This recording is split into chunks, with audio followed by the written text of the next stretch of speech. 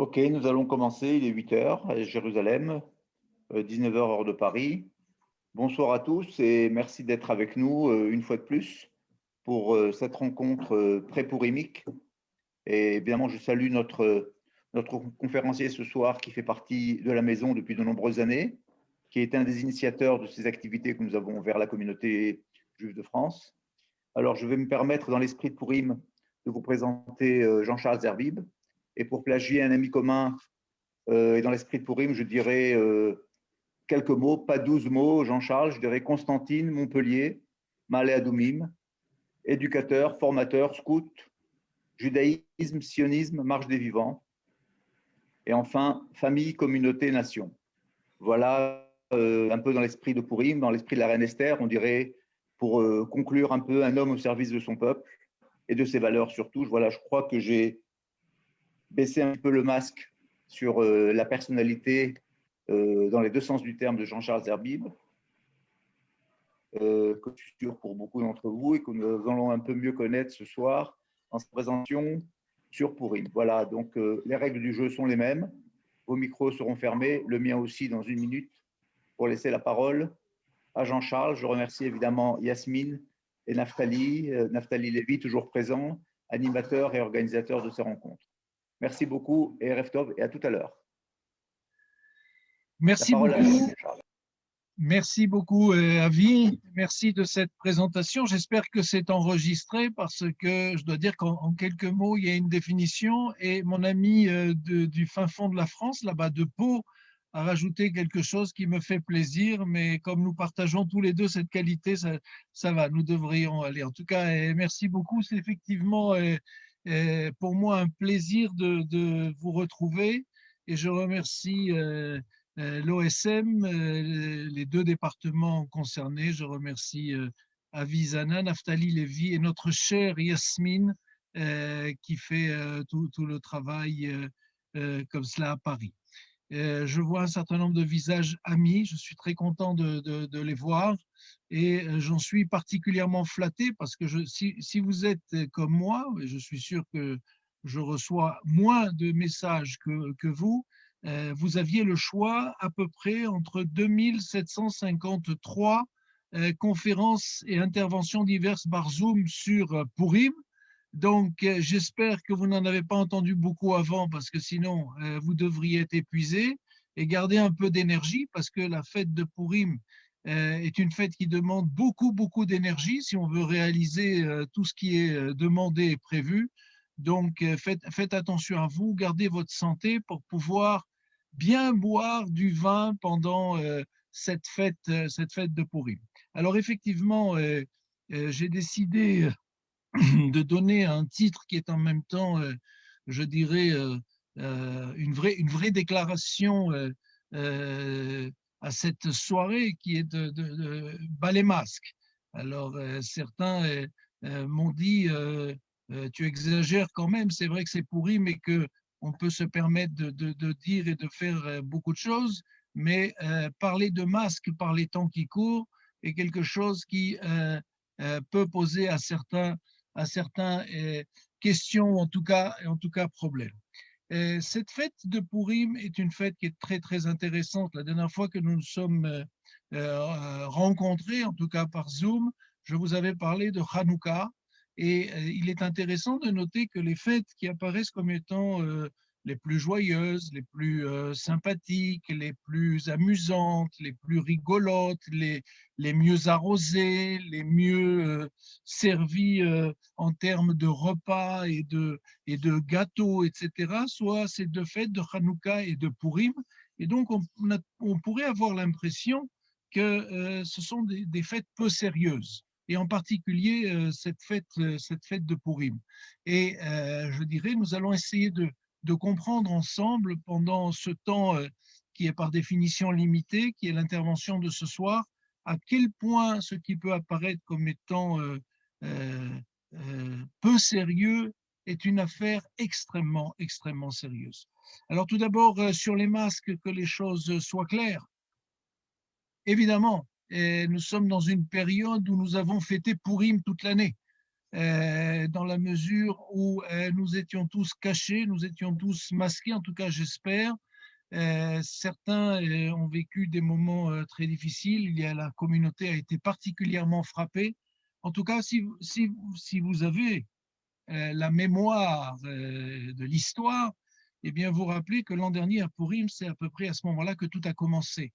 Et je dois vous dire que dans notre famille à nous, eh bien, ici en Israël, après que nous ayons terminé ce festin de Purim, ce Mishté, on y reviendra, eh bien, mon épouse a reçu un SMS sur son portable lui disant que le matin, à 7 heures du matin, elle avait croisé le malade numéro 53. À l'époque, on les numérotait encore.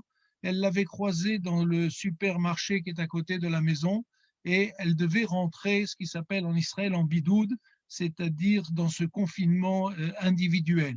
On était tout à fait au début et voilà comment cette fête de Purim s'est pour nous transformée, je dirais, dans la situation que nous avons vécue. Cela fait un an. Un an, c'est très long. C'est très, très long, surtout quand on réfléchit à toutes ces étapes, que ce soit d'enfermement ou de confinement individuel ou collectif. Et visiblement, nous n'avons pas encore terminé. En tout cas, c'est ce qui nous intéresse. Le masque, vous savez que si on l'écrit en hébreu, et vous le voyez, je l'ai mis en rouge, eh bien, on pourrait l'écrire même sa mère et terminer soit par un kouf, soit par un raf, plutôt, et un raf avec un point dedans, un dagesh, ça devient un kaf. Eh bien, regardez comment, et c'est en bleu en dessous, comment on écrit un masque en hébreu, masecha. Et donc, si l'on enlève la dernière lettre, le E, vous voyez qu'il y a une totale similitude, voire une origine du mot masque, je dirais, en hébreu. En tout cas, vous le savez aussi dans il s'agit dans toute notre tradition, nous faisons très attention à ne pas avoir de ce qui s'appelle Elohim Masecha, c'est-à-dire de Dieu qui porte en tout cas un masque ou en tout cas qui est un visage. Et c'est parce que dans la tradition juive, vous le savez, il n'y a pas de représentation. Nous nous méfions beaucoup des représentations, en particulier des représentations divines, des représentations masquées. Et toujours est-il que c'est un petit peu l'amorce de notre intervention. Maintenant, cette fête de Purim, vous le savez, ça veut dire les sorts. C'est une fête qui est basée sur un tirage au sort qui a été fait par le grand méchant de l'affaire, qui évidemment s'appelle Aman.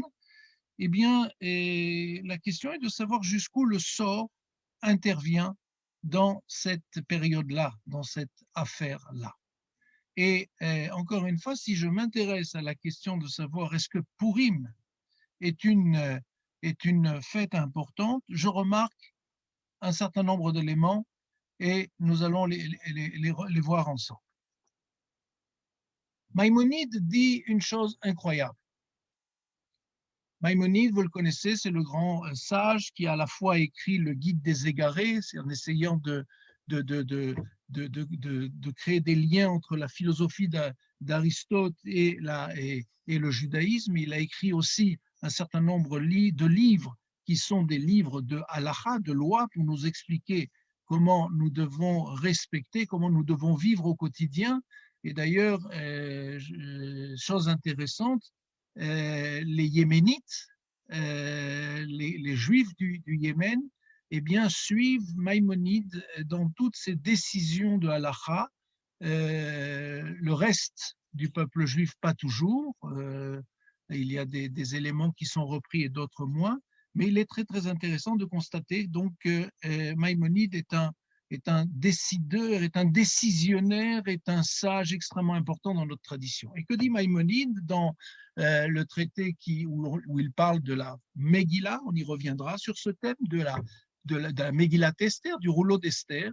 Il dit tous les livres des prophètes et les hagiographes, c'est-à-dire que vous savez que la Bible, si vous voulez, est composée de 24 livres. Ces livres sont répartis en 3 grandes catégories. Le premier, c'est ce qu'on appelle la Torah, le Pentateuque, les 5 livres, ce que nous lisons tous les Shabbats à la synagogue.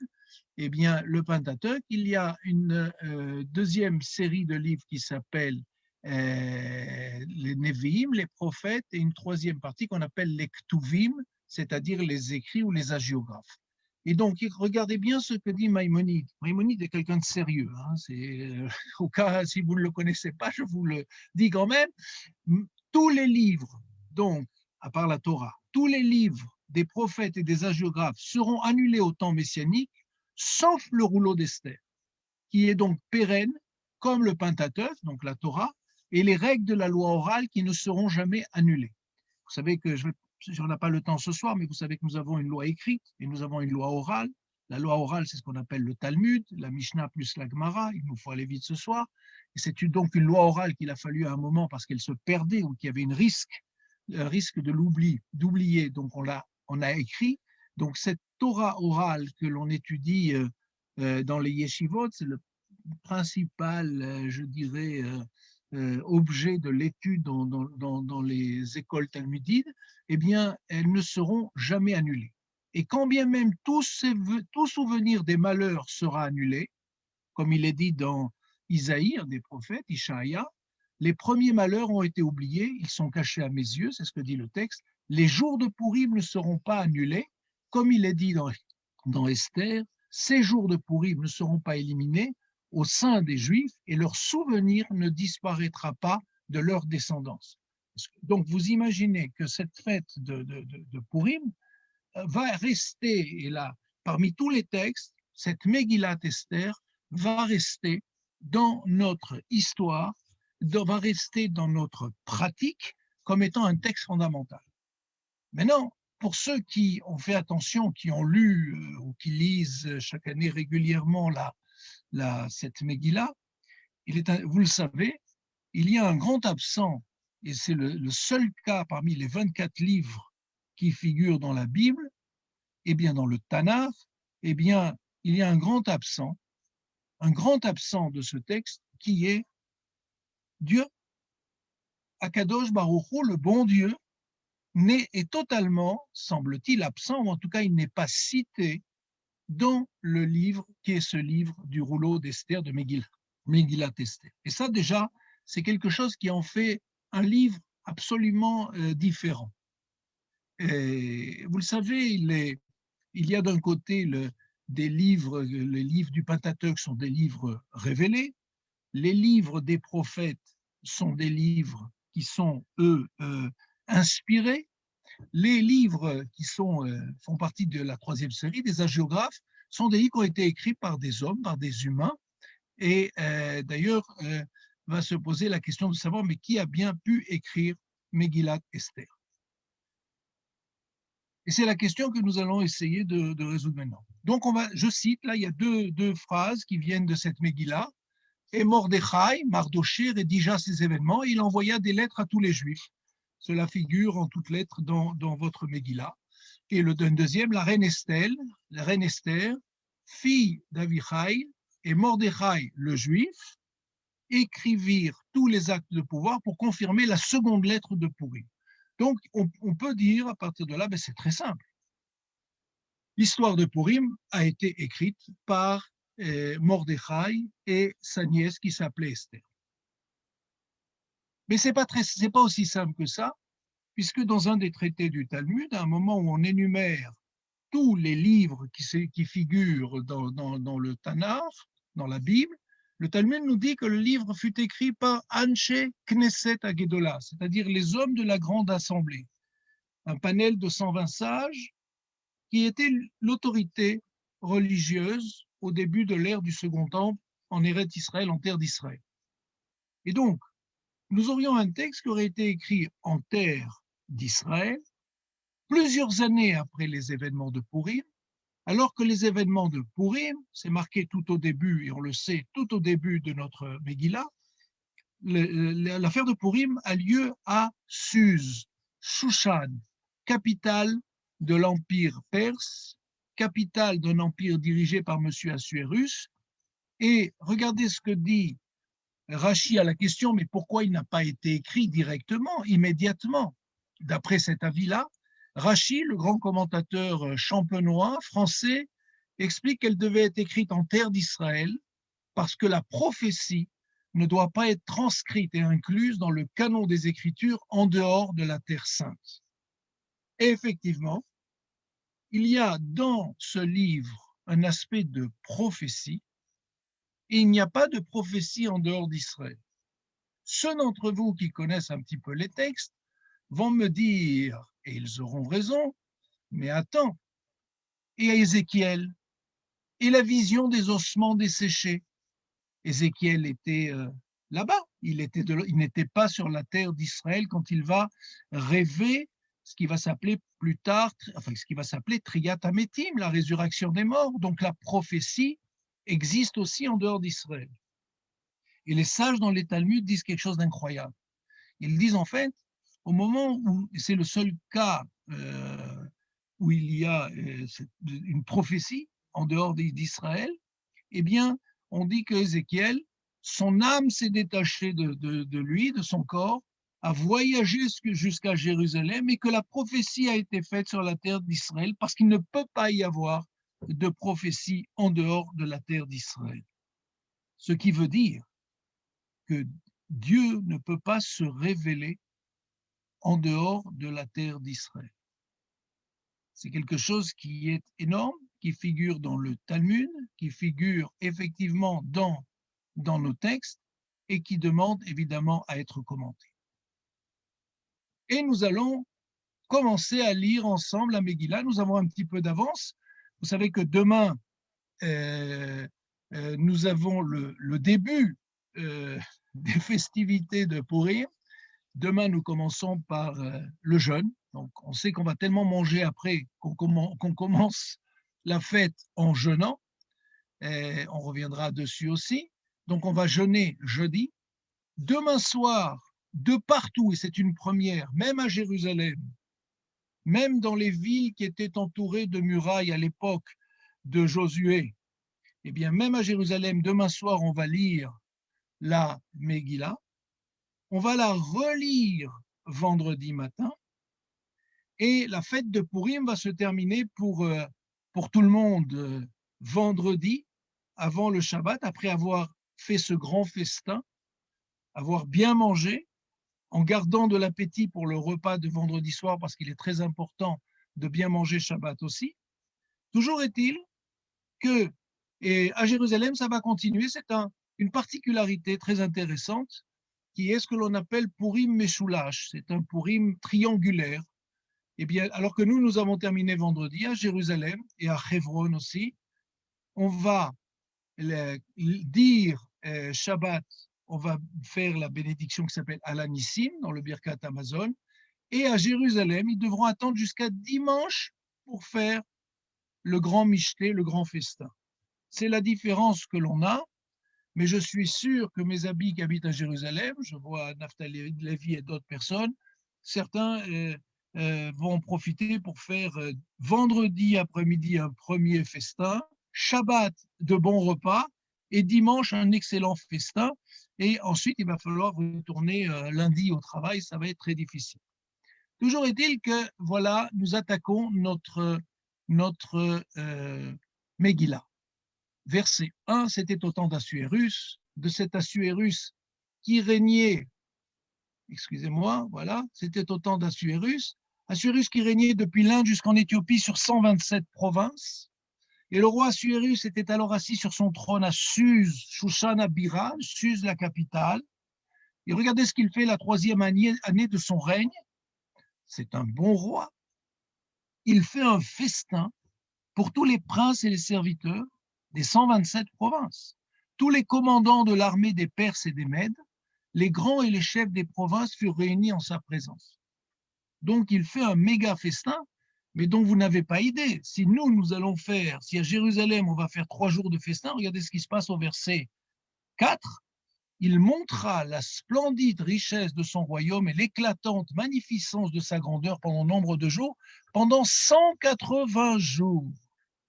Imaginez que M. Macron invite tous les dirigeants de toutes les régions, de tous les départements, tous les responsables de l'armée, tous les responsables des hôpitaux, de France, c'est important en ce moment, les responsables des hôpitaux, qu'il les assoit pendant 180 jours parce qu'il n'y a rien d'autre à faire ou il n'y aurait rien d'autre à faire dans les différentes provinces. Il est intéressant ce roi qui réunit comme cela tous les dignitaires, tous les notables. Et parmi eux, nous dit le Midrash, eh bien, il y avait le président du consistoire local, le président du CRIF local, le grand rabbin de Shushan Abira et de la Perse, et il y avait le président du Fonds social, parce qu'il y avait tous les notables juifs qui avaient été aussi invités, comme les notables de toutes les autres religions, 180 jours de festin. Et comme si ce n'était pas suffisant, le roi va faire, après ces 180 jours, un nouveau festin qui va durer 7 jours dans la cour du roi, dans la cour du jardin de la maison royale. Alors j'ai entendu sur les ondes d'une radio que pourquoi le festin avait lieu dans la cour de la maison royale, c'est que comme il y avait le corona à l'époque, pour pouvoir se réunir, il fallait être à l'extérieur, donc il n'a pas organisé ça dans son palais, mais il a organisé ça à l'extérieur, c'était plus facile à organiser. 7 jours. Et dans le verset 1,7, on commence à nous donner une indication intéressante. On servait à boire dans des vases d'or de différentes espèces et il y avait abondance de vin royal grâce à la libéralité du roi. Et les commentateurs de dire, les vases d'or, c'était la vaisselle du temple. Les vases d'or, c'était la vaisselle du temple. Pourquoi? Parce qu'on est à Shushan Abira et que les Juifs, je fais un anachronisme historique en appelant cela les Juifs, mais les Hébreux qui étaient à ce moment-là et qui avaient été déplacés par Nabuchodonosor, la vaisselle du temple avait été prise et on va leur servir à boire et à manger dans la vaisselle du temple, ce qui pose un problème terrible. Maintenant, il y a une autre donnée qui est très intéressante. Le festin dure 7 jours. Et quelle que soit la manière dont vous prenez les 7 jours, cela comprend un Shabbat. Et donc, les Juifs ont accepté de venir manger au festin du roi. Et là, je ne parle pas que des notables, je parle de tout le peuple, de la communauté. Ont accepté de venir manger dans les vases d'or et boire dans les vases d'or une abondance de vin royal. Là, nous avons un indice. Pourquoi? Quand nous-mêmes faisons le michté, le festin de Purim, il faut boire du vin, pas du whisky, pas de la bocha, pas de la nisette, je suis désolé pour tous mes amis, et pas toutes les autres boissons que nous aimons bien, il faut boire du vin. C'est ce que dit en tout cas la halakha et c'est important de comprendre pourquoi. Et regardez la suite. La suite est éclairante, très éclairante. Mais on ne forçait personne à boire, car le roi avait ordonné à tous les gens de sa maison de se comporter, de se conformer à la volonté de chacun. Pourquoi on vient nous raconter cette histoire? Quel intérêt? On ne forçait personne à boire, car le roi avait ordonné à tous les gens de sa maison de se conformer à la volonté de chacun. Et là, nous avons un point qui est très, très important. Le roi, le nouveau roi qui est en place, au bout de sa 3e année, fait de grands festins pour les notables. Ça, vous le savez, ça existe dans tous les palais de la République ici, de l'État là, de la République, etc. On organise des grands repas. On boit du vin dans des vases d'or de différentes espèces. On a du vin royal, on comprend pourquoi. On ne force personne à boire, pourquoi? Parce que le roi qui règne sur 127 provinces doit intégrer dans sa vision libérale et laïque que chacun ait une place. Or, on ne va pas obliger les Juifs à boire du vin s'il n'est pas cachère. Autre anachronisme historique, on ne va pas obliger les musulmans à boire du vin parce qu'ils n'ont pas l'habitude de boire. Donc on va respecter chacun, on va respecter la religion de chacun, on va faire en sorte que chacun se sente à l'aise dans ces moments-là. Et que vont faire l'ensemble des 127 provinces, que vont faire en particulier les Juifs de Suse qui sont invités à ce moment-là? Eh bien, ils vont aller à ce festin et ils vont commencer à bien s'intégrer, c'est-à-dire à devenir de bons citoyens du royaume, de bons citoyens de Shushan, de Suse, la capitale. Et là, il y a un point très important parce que, vous le savez, l'étape d'après va être une catastrophe sur le plan de la communauté juive. En tout cas, cela aurait pu être une énorme catastrophe. Mais là, au début, on a affaire à une communauté qui s'intègre fort bien elle participe, y compris aux festivités du roi et aux grands banquets du roi. Mais parce que le roi leur donne une place.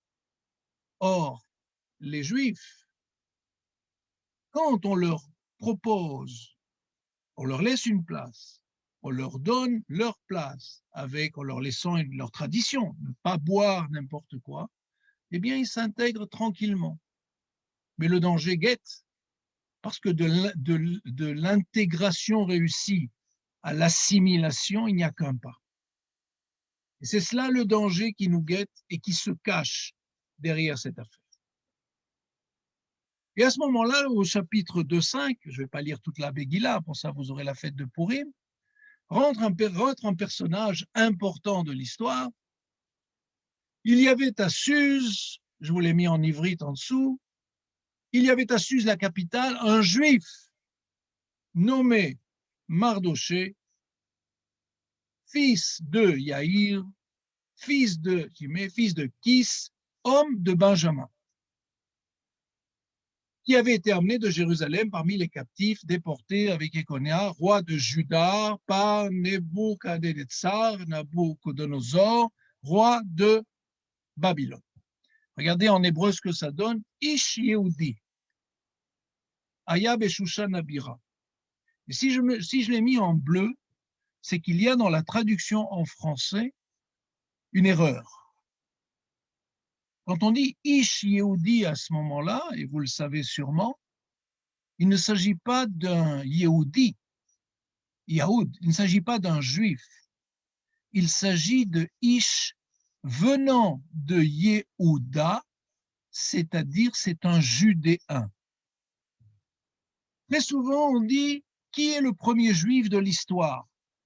C'est un exercice que on fait à l'école, dans les mouvements de jeunesse, dans les conférences. Quel est le premier juif de l'histoire? Alors en général, les gens disent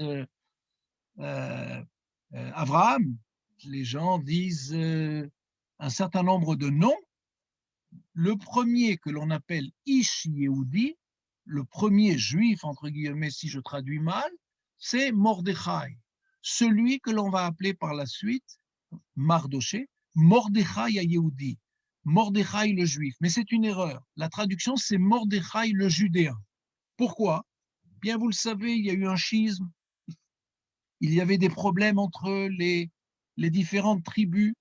Il y avait un État de Judée, un État d'Israël. L'État d'Israël, les 10 tribus qui ont complètement disparu d'après notre tradition. Il n'y a qu'à l'époque de l'arrivée du Messie, du Mashiach, qu'on arrivera à retrouver les 10 tribus perdues. On arrive à trouver ici et là de temps en temps des bouts de tribus qui sont réintégrés au peuple juif, mais seul le Mashiach, d'après notre tradition, sait où se trouvent ces 10 tribus perdues, pour nous en tout cas. Toujours est-il que Mordechai, à Yehudi, Mordechai le judéen, qui était fils, regardez, pour compliquer encore le jeu, fils de Yaïr, fils de Shimi, Ben Kish, etc., Ish Yemini. Ish Yemini, comme on est en période électorale actuellement, c'est pas qu'il était de droite, c'était pas un homme de droite, c'était tout simplement, il était en fait membre de la tribu de Benjamin, Vous savez qu'il y avait 12 tribus, chacune était un des fils de Yaakov, de Jacob. Il était en fait membre de la tribu de Benjamin, mais la tribu de Benjamin faisait partie de cet État de Judée. Et c'est pour ça qu'il est à la fois de la tribu de Binyamin, de Benjamin, et en même temps, il est du pays, j'allais dire, de Judée. D'où son nom de Ish Yehudi. Pour nous, c'est très, très important. Pourquoi? Parce que Benjamin, dans notre tradition, Benjamin, comme on le dit en français, c'est le dernier né parmi les enfants qui va donner le nom donc des 12 tribus. Mais Benjamin, contrairement à tous ses autres frères, il ne s'est jamais prosterné à aucun moment devant le frère devant son oncle, devant son tonton qui s'appelait Esav. Dans notre tradition, on fait appel aussi, quand on parle d'Ésaü, à Édom. On fait référence dans la tradition à Rome et toute la civilisation, je dirais, occidentale. Et dans notre tradition, Benjamin, ne s'est jamais prosterné devant son oncle, mais il n'a pas un grand mérite. Parce que tout simplement, quand il va y avoir la rencontre entre son père Yaakov et son oncle Esav, Binyamin n'est pas encore né. Il est dans le ventre de sa mère. Et il a un double avantage incroyable. Petit 1, il ne s'est pas prosterné devant Ésaü. Et deuxièmement, il est né sur la terre d'Israël. C'est-à-dire que quand on nous dit dans la tradition que Mordechai, Ish Binyamin, c'est un homme de Benjamin, on nous dit que cette histoire-là est fortement liée à l'histoire d'Israël, à l'histoire de la terre d'Israël. Et là, on comprend mieux le débat qu'il y a eu tout à l'heure. Par qui et où a été écrit cette Megillat Esther? Binyamin, Yehuda. Yehuda, dans notre tradition, Yehuda, c'est la royauté. Et là, on trouve quelque chose de très important. Binyamin, sur le territoire de Binyamin, dans cette terre de Judée, se trouve Jérusalem. À Jérusalem se trouve le temple. Nous avons le temple, nous avons la royauté. Nous avons, quand il était en Judée, Mordechai était prophète, il était capable de prophétiser.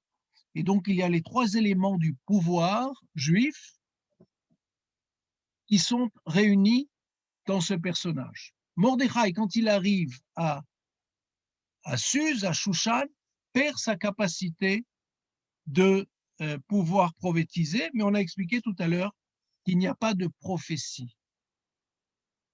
Il n'y a, en dehors d'Israël, un silence de Dieu.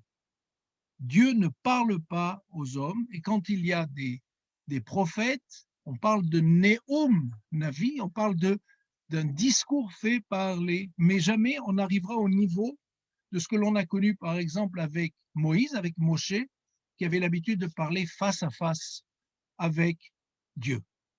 Donc c'est un point très très important quand on veut comprendre ici qui était Mordechai, qui était ce juif-là, Mardoché, qui était donc un Yehudi dans la tribu de Juda, mais en même temps c'est très très important. Nous avons ici un basculement dans l'histoire ou dans l'historiosophie du peuple juif, puisque jusqu'à cette période-là, eh bien, on était dans la période hébreu. Nous avions affaire à des Hébreux. Nous étions des Hébreux. À partir du moment où nous vivons en dehors de la terre d'Israël, nous devenons des Juifs. Nous devenons des Yehudim. Pourquoi? Parce que, comme je l'ai dit, il ne reste que, nous sommes tous des descendants de cet État de Judée. Nous n'avons pas beaucoup, il reste très peu, et en tout cas, nous ne connaissons pas les liens exactement de ces 10 tribus qui étaient dans l'État d'Israël. Donc, nous sommes fortement liés à cette histoire parce que nous en sommes les descendants directs. Et ce qui est intéressant, c'est que Mordechai, quand au bout de cette histoire, va proposer aux Juifs, parce qu'il y avait eu l'édit de Cyrus aussi, on n'a pas le temps de parler de tout, mais qui autorisait les Juifs à rentrer chez eux pour reconstruire le temple, et bien exactement comme dans l'exil où nous étions en Égypte, uniquement Chamushim M, c'est-à-dire uniquement 1/5 des Juifs ont quitté la Galoute, la Gola, l'exil, pour pouvoir retourner sur la terre d'Israël et reconstruire le second temple. Donc on est là au cœur d'une histoire qu'on connaît bien. Et nous arrivons au cœur du problème qui est soulevé par cette Megillah. Aman va voir le roi Assuérus et il lui dit, il existe un peuple dispersé à travers les différents peuples des contrées de ton royaume, leurs lois diffèrent de celles des autres peuples et ils ne respectent pas les décrets royaux. Le roi n'a donc aucun intérêt à les garder. Aman, c'est le méchant. C'est le méchant permanent de l'histoire d'Israël parce qu'il est le descendant de Amalek. Amalek, c'est ce que nous avons lu, Shabbat Zachor, le Shabbat de la mémoire, dans les synagogues la semaine dernière, pour nous rappeler qu'il faut à la fois détruire Amalek et en même temps se rappeler d'Amalek. D'accord? C'est Shamor Vezachor. Il faut garder, faire attention à cela, se souvenir, parce qu'on peut, des Amalek, il peut y en avoir d'autres, même si la descendance directe d'Amalek, nous ne la connaissons pas aujourd'hui.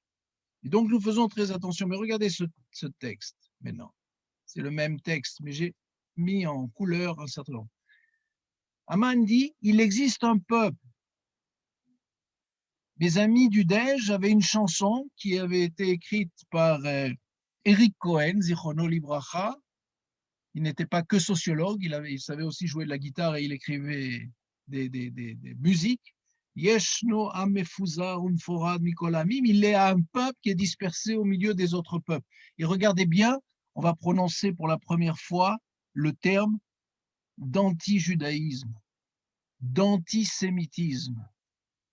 L'anti-judaïsme commence. Il existe un peuple, comme toujours, comme au moment du pharaon, ce sont les non-juifs qui nous décrivent en tant que peuple, même si des fois on a l'impression que chez nous il y a des tensions, il y a de la pagaille, eh bien que nous habitions à Jérusalem, à Paris, à New York ou ailleurs, nous sommes un peuple, Am Echad, Yeshno Am, Mefuzar au milieu. Ça veut dire qu'il y a une question, on est mélangé au milieu des autres. Et c'est là où Aman lance tout ce qui est, je dirais, le motto de l'antisémitisme, de l'antijudaïsme moderne. On reproche aux Juifs d'être au milieu des différents peuples. Je rappelle qu'il y avait 127 États, donc 127 peuples dans le royaume d'Assuérus. Et il leur dit, attention, ils sont en train de s'intégrer. Ils sont en train de s'assimiler. Certains ont même peut-être perdu un petit peu de leurs habitudes de juifs.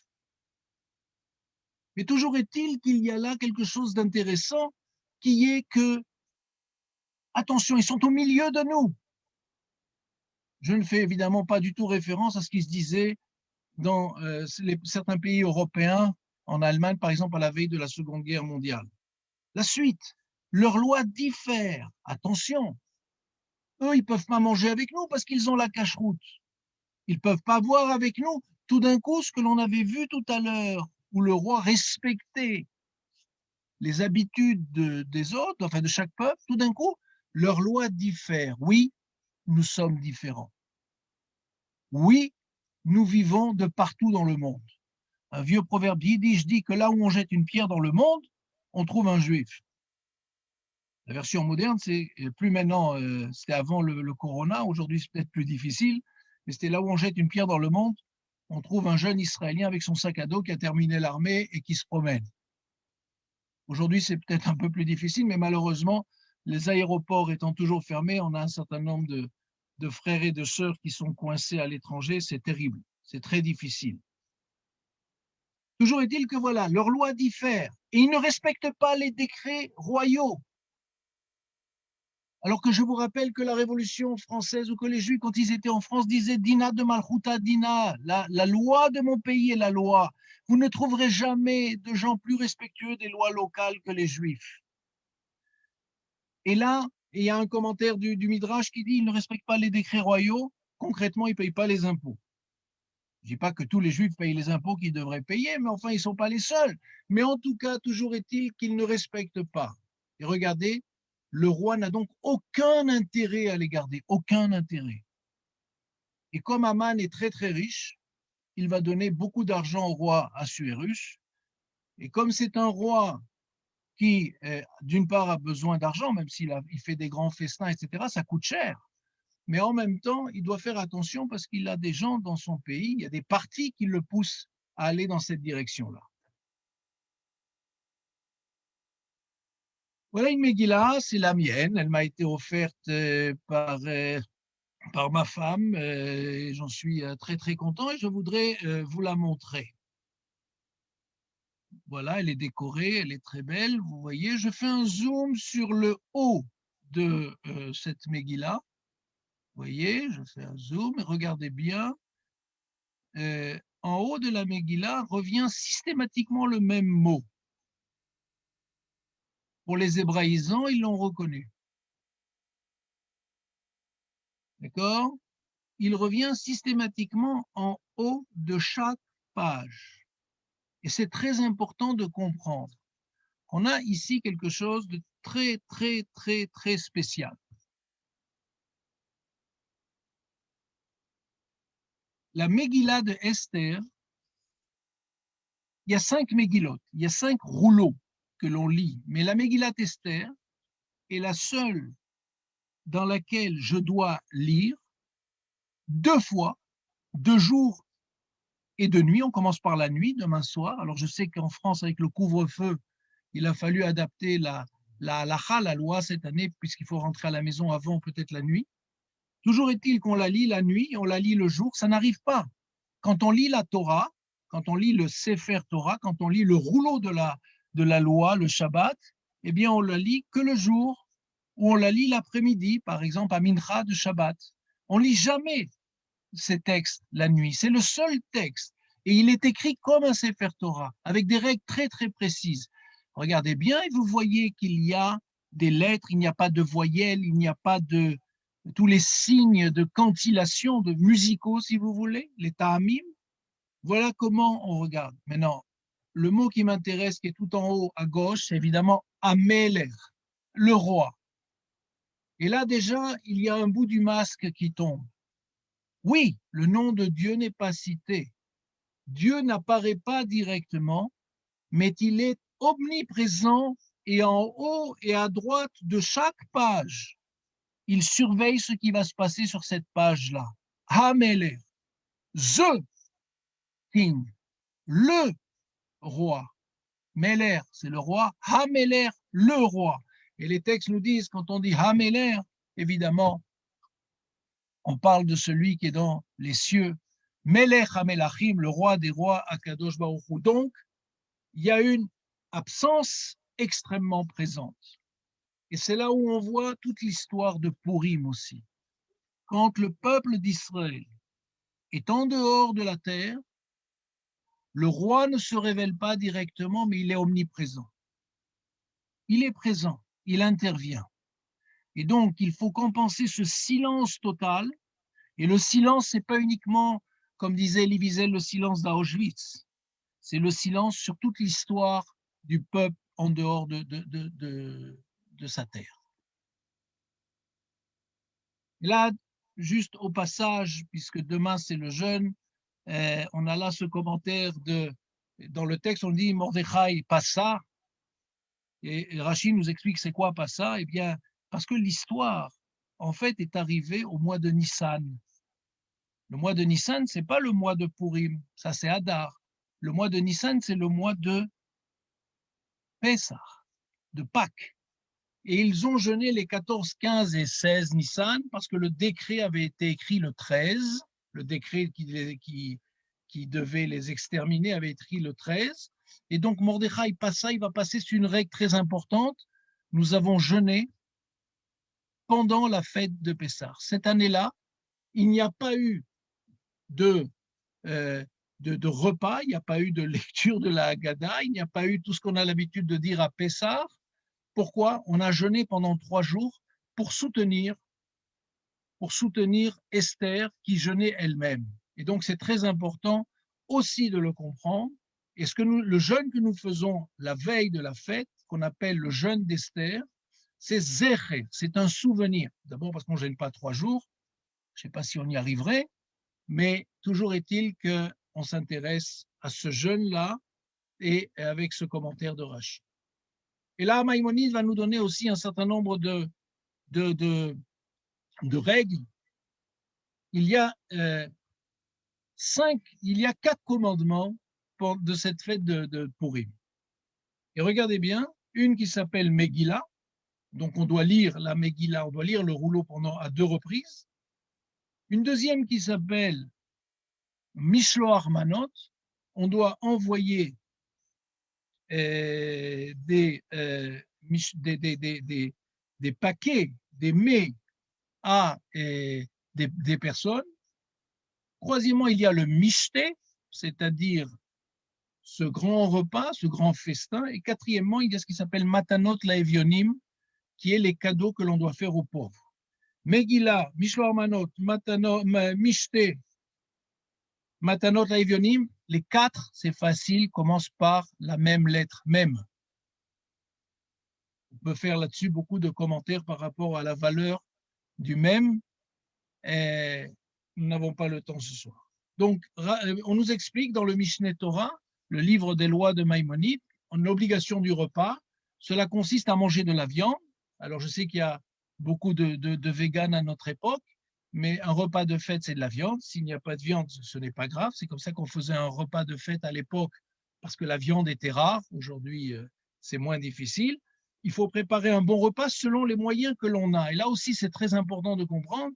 On doit faire un bon repas, mais selon ses moyens. Il ne faut pas se ruiner pour organiser ce michté, ce repas. On boit du vin jusqu'à s'enivrer et somnoler dans l'ivresse. Somnoler. Ça veut dire, vous savez, on boit du vin au départ, on est euphorique, et puis après, le vin, ça vous assomme. On doit s'arrêter là. Malheureusement, aujourd'hui, beaucoup de gens pensent qu'il faut prendre des doses supplémentaires et supérieures, et des fois, ça donne quelques moments difficiles pour ceux qui font cela. Donc, une fois qu'on a bu, maintenant, ce qui est important, c'est qu'un homme est astreint à envoyer 2 parts, un homme, une femme, à envoyer 2 parts de viande, 2 mets cuits ou 2 sortes d'aliments à un ami. Aujourd'hui, quand on fait les Mishloach Manot, on fait des gâteaux, on met des bonbons, on essaye de rajouter, mais au départ, il s'agit de mets cuits, il s'agit de vrais repas. Et c'est ce que nous dit dans la Megillat Esther, des envois de mets d'un homme à son prochain. Il ne s'agit pas d'envoyer des sucreries et des bonbons. Il s'agit d'envoyer de vrais repas, 2 par personne. Et si ceux qui peuvent plus font plus parce qu'il est digne de louange. Et si quelqu'un n'a pas d'amis qui lui remet, c'est pas lui-même, alors il fait un échange, lui donne son repas à son ami lui donne le repas. Comme ça, on aura au moins fait cet échange-là. Il faut aussi, et c'est très très important, il faut donner la tzedaka le jour de Purim. Et là, c'est un point est très important parce que la tzedaka, c'est ce qui permet il faut donner à 2 pauvres une somme qui correspond à 10 grammes d'argent. Alors, il y a des valeurs différentes. Avec le corona, le prix de l'argent est monté. Je suis désolé. Mais en tout cas, si on peut, il faut donner 2 fois la valeur de 10 grammes d'argent à 2 pauvres différents. Et si on peut, il faut lui donner les mets, etc. Il s'agit, et c'est très important, donc de donner cela.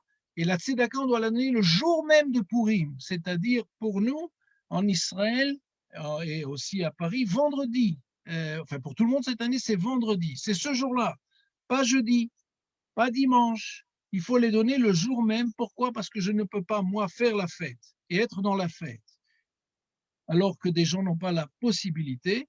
Et donc, on doit donner. Et encore une fois, si quelqu'un me demande, si quelqu'un tend la main, je dois lui donner, sans vérifier. même si des fois j'ai des doutes parce que je me dis, mais peut-être que la personne a des moyens, je dois lui donner. C'est une règle de base. Et cet argent doit être donné le jour même. Ça ne peut pas être donné à des fonds de charité ou à des opérations si ce n'est pas distribué le jour même à des personnes. Il s'agit là de personnes, pas de fonds, même si c'est très important parce qu'on a besoin de fonds de tzedaka. Ce jour-là, il faut distribuer le jour même tout l'argent qu'on aura récolté. Et regardez ce que l'on dit dans le Rambam, Maïmonide dit, il est préférable pour un homme de multiplier les cadeaux pour les pauvres plutôt que d'accroître son propre repas. Donc, vous voyez, c'est très important. Je ne peux pas, moi, manger et me réjouir et boire du vin, alors que je sais que des gens de mon peuple n'ont pas les moyens. Et c'est très important de réjouir les pauvres, les orphelins, les veuves et les convertis. Parce qu'il y a dans la Megillah, quand vous lirez le texte, vous verrez que les habitants des provinces, en particulier de Suse, vont se convertir au judaïsme par peur. Parce qu'ils se disent, ces juifs sont dangereux quand même, il faut que je fasse attention. Mais on doit faire très très attention, en particulier à eux, ce jour-là. Et pourquoi c'est important? Eh bien, c'est important parce que les juifs, d'après notre tradition, quand nous étions, vous vous rappelez, quand nous étions au Sinaï, parce que nous étions tous au Sinaï, là, au pied de la montagne, quand on a reçu la Torah. Et le texte nous dit que nous étions sous la montagne. Sous la montagne. Alors, dans vos traductions de la Bible, on trouvera le terme de on était au pied de la montagne. Non, le Midrash dit sous la montagne. Pourquoi? Parce que dans notre tradition, le Midrash dit que Dieu a pris la montagne du Sinaï, il l'a mis au-dessus de nos têtes et il nous a dit, vous l'acceptez ou pas, ma Torah? Mes règles, vous les acceptez ou vous ne les acceptez pas? Comprenez que toutes les notions de libre arbitre, de liberté de l'homme, de choix individuel, tout ça, dans ce Midrash, c'est pas terrible. Et dans notre tradition, c'est à Purim que nous avons accepté dans la joie la Torah, et c'est ce texte qui est là, Kimu vekibel, suivant certaines versions, vekiblu, l'un est un singulier, l'autre est un pluriel, à Yehudim, Alehem et Al-Zaram, ça veut dire que c'est à Purim que nous avons réellement accepté la Torah. Est-ce que vous comprenez l'importance de ce texte-là? Là, je vous lis ce qu'il y a marqué dans la Megillah. C'est pas un texte, c'est pas un midrash, c'est pas une histoire. Kiblu vekimu. Nous avons accepté. Le terme de kibel, c'est que certains disent que nous étions tellement un peuple un que nous l'avons accepté comme un seul homme, nous dirions, comme un seul être. D'autres disent kiblu parce qu'il y avait les Juifs dans toute leur diversité. Et donc ça, c'est un point qui est pour nous très important. C'est-à-dire que nous nous trouvons ici dans une situation où c'est à Purim, dans un moment où nous étions en danger, où grâce à ce que Mordechai le Judéen, qui a demandé à sa nièce Esther de se sacrifier en allant se marier avec un roi païen, c'est une histoire folle quand on y réfléchit, eh bien c'est grâce à cela que nous avons pu continuer à exister, revenir sur la terre d'Israël et créer tout ce que nous avons créé. Et je pense que dans notre histoire moderne, c'est aussi ce que nous pouvons voir au milieu du XXe siècle avec la création de l'État d'Israël en 1948. Kimu et Kiblu, même s'il y a des difficultés dans la façon dont nous menons les choses, eh bien, la journée de congé en Israël, c'est le Shabbat. Le calendrier est suivant les fêtes du calendrier juif, même si certains préfèrent aller faire un mangal, aller faire à la hèche, aller manger des grillades le Shabbat à la plage, mais au moins le peuple, la collectivité a décidé que c'était suivant le calendrier juif que nous fonctionnions. Et pour ça, c'est très très important.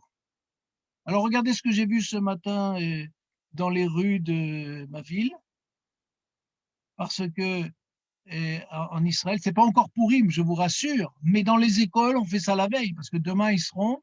Voilà, alors il y a toujours des monstres qui se promènent, et puis il y a des soldats, et puis il y a des beaucoup de petites filles qui se promènent en étant déguisées comme la reine Esther. La reine Esther toujours, mais la difficulté pour ceux qui ont fait des piécettes et des scénettes de théâtre quand nous étions jeunes, c'était qu'il n'y avait pas grand monde qui voulait être Aman le méchant. Ça, c'était toujours un très grand souci. Il fallait vraiment se battre pour plutôt être Assuérus ou Mordechai, Achashverosh ou Mordechai, et pas tellement Aman qui était le méchant, surtout qu'à la fin il termine mal, hein, il est pendu, donc ça fait pas sérieux. Mais voilà une photo toute fraîche. On revient à une sorte de normalité en Israël si les enfants peuvent se déguiser à Purim, malgré le. Mais regardez ce qu'on a reçu aussi, ce qu'on a vu. Regardez en quoi est déguisée cette jeune fille. Vous reconnaissez ce virus qui nous oblige à porter des masques? Alors voilà, elle a fait un magnifique costume et elle a à la main, alors on va pas faire de pub, mais elle a à la main, vous voyez, cette piqûre qui nous permet d'être citée dans le monde entier de manière extraordinaire. Et cette piqûre, on la retrouve. Regardez, deux déguisements. Un, alors pour ceux qui ne lisent pas, la première piqûre, c'est Mana Rishona, c'est la première dose, et l'autre, c'est Mana Shnia, c'est la deuxième dose. Voilà Purim. Voilà la compréhension de ce que c'est Purim dans la modernité. Le virus a voulu nous tuer. Nous avons réussi et nous allons réussir à le battre, même si pour cela, malheureusement, on a perdu beaucoup trop de monde. Et nous en faisons de cela une fête. Vous connaissez la vieille blague juive qui dit « C'est quoi une fête juive? Ils ont voulu nous tuer, on les a battus et maintenant on mange. » Et c'est comme ça que ça se passe. Et c'est pour cela que c'est un message pour nous très important que de comprendre que nos frères et nos sœurs dans le monde, mais surtout en Israël où le peuple juif redevient hébreu, comme disait Manitou, c'est-à-dire que nous avons un retournement de l'histoire qui nous permet de revenir de cet exil, et à ce moment-là, nous sommes de nouveau en dialogue avec celui qui était silencieux pendant toute cette période d'exil. On n'arrive pas toujours à lire cette carte-là, mais en tout cas, un certain nombre de gens nous le disent. Donc, c'est un petit peu toute l'histoire de cette fête de Purim, où, il faut quand même que je réponde à Yasmine, puisque dans le post que j'avais mis, j'avais dit le bon, la brute et le truand. Alors, elle me dit, mais c'est quoi le bon, la brute et le truand? Le bon, si je faisais un sondage, vous l'avez compris, ça pourrait être soit Mordechai, soit Esther. Le truand, c'est qui? Le truand, commençons par, le truand, c'est ce roi Achashverosh qui, dans un premier temps, va laisser les Juifs agir comme des citoyens libres dans ce pays d'exil et qui, soudoyé par Aman, soudoyé par la situation, va devenir leur ennemi, ou en tout cas va accepter que les Juifs soient en danger dans cette belle ville de Suse et dans ce beau pays-là. Et il y a le dernier point, évidemment, si on a parlé du bon et si on a parlé du truand, il nous reste la brute. La brute, c'est Aman. L'Aman qui voulait détruire le peuple juif dans sa totalité, parce que si les Juifs de Suse avaient été détruits, chers amis, où serions-nous tous aujourd'hui? Dans notre tradition, 20% de ces Juifs vont rentrer sur la terre d'Israël, et c'est ce qui va donner par la suite l'ensemble de nos communautés. Voilà le message, donc avec une Esther qui est aussi une Esther panim dans notre tradition, c'est-à-dire qu'elle cache sa face. Et Esther n'est pas un nom juif. On pourrait même dire que le nom d'Esther vient de Astarté, c'est-à-dire cette déesse de l'époque. Mordechai n'est pas un nom juif. Mordechai, c'est le nom aussi qui vient d'un dieu de la Perse de l'époque, Marduk. Donc on a là toute une série d'éléments, et malgré cela, les Juifs, ou quelques-uns, en tout cas 20%, vont réussir à sortir de cet endormissement, vont réussir à sortir de cette, pas intégration, de cette assimilation pour redevenir complètement des Juifs et reprendre le chemin de la terre d'Israël, parce que c'est sur la terre d'Israël où on peut à la fois avoir le roi, le prêtre dans son temple, c'est-à-dire une autonomie politique, une autonomie religieuse, et en même temps, bien sûr, le prophète qui était Mordechai, et où on peut enfin entendre la voix d'Hachem. Voilà ce que nous disent nos textes, et c'est pour ça que ce texte est celui qui va rester à la fin des temps, parce que c'est un texte extrêmement sérieux sur une affaire totalement sérieuse. Et voilà pourquoi nos enfants l'ont compris et s'amusent avec Aman, s'amusent avec aujourd'hui le virus, s'amusent aujourd'hui avec les piqûres de Pfizer, et c'est la manière juive de contourner la difficulté, ce rire juif qui traverse les époques et l'histoire. Purim Sameach.